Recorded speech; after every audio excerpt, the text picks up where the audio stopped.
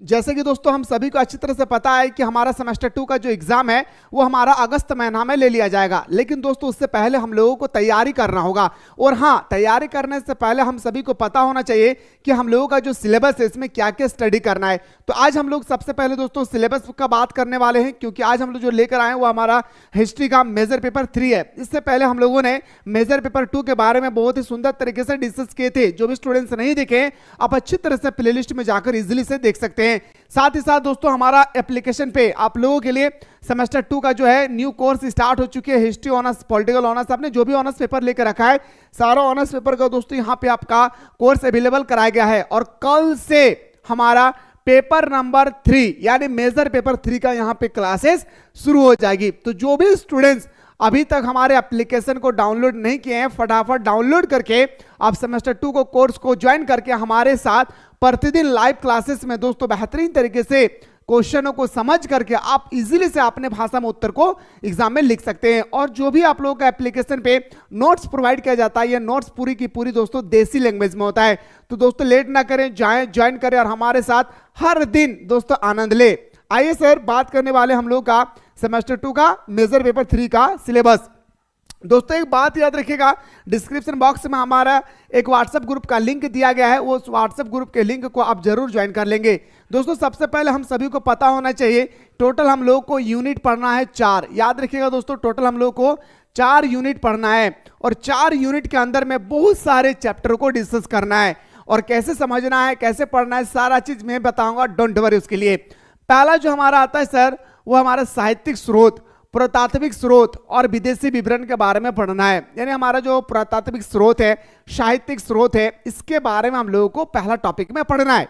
फिर दोस्तों हमारा यूनिट नंबर 2 का जो हमारा यूनिट नंबर 1 का जो चैप्टर 2 है वो प्रोग ऐतिहासिक काल है। अब प्रोग ऐतिहासिक काल में कौन कौन सा काल पढ़ना है तो ध्यान से देखिएगा।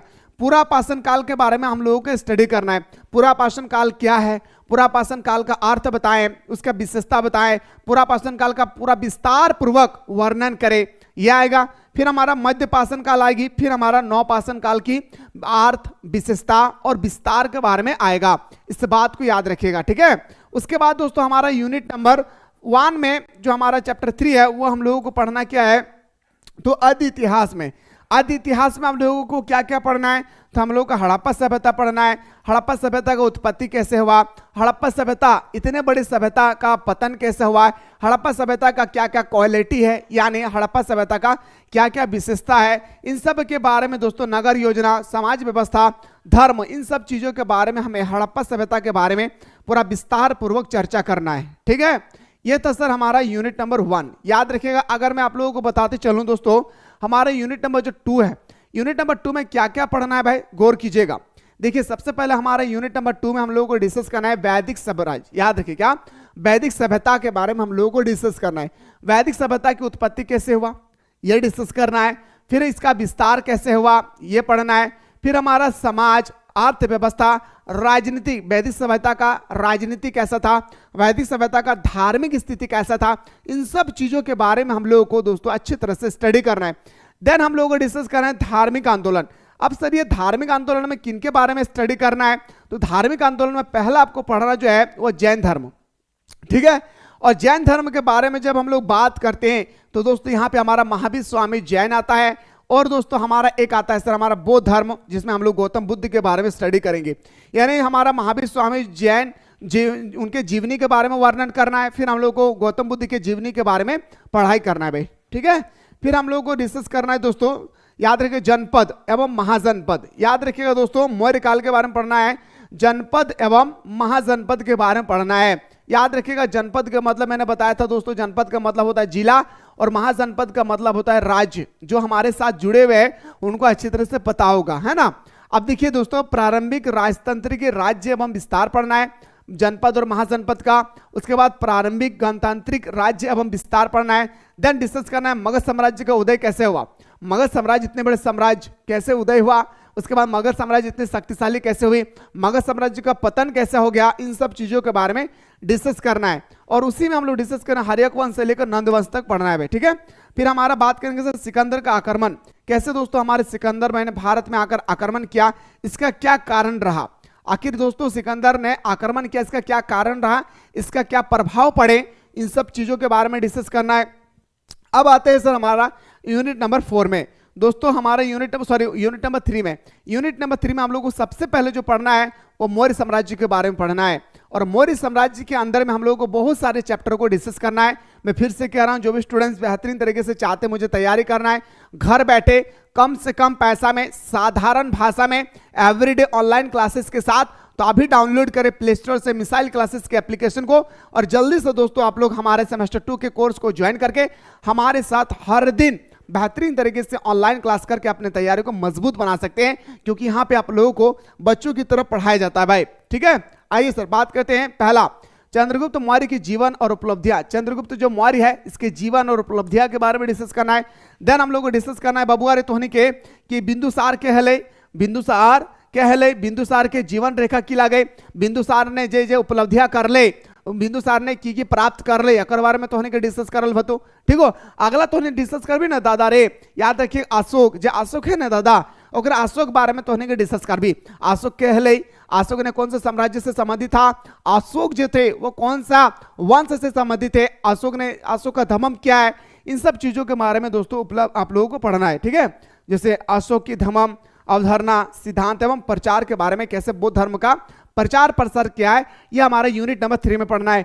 यूनिट नंबर 3 में हम लोगों को और पढ़ना क्या है, मौर्य प्रशासन। याद रखिएगा दोस्तों, यूनिट नंबर 3 में हम लोगों को पढ़ना है मौर्य प्रशासन का प्रकृति, विशेषताएं, केंद्रीय प्रशासन और प्रांतीय प्रशासन के बारे में डिस्कस करना है। इतना सारा चीज दोस्तों हम लोगों को अच्छी तरह से डिस्कस करना है यूनिट नंबर 3 में।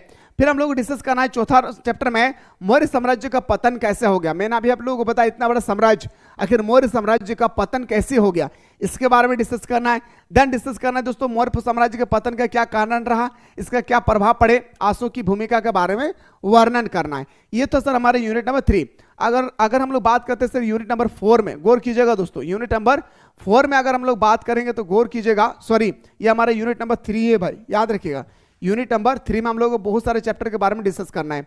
अब देखिए अगला जो हमारा होगा मौर्योत्तर विकास, फिर हम लोगों को पढ़ना है आक्रमण और उनके प्रभाव, है ना।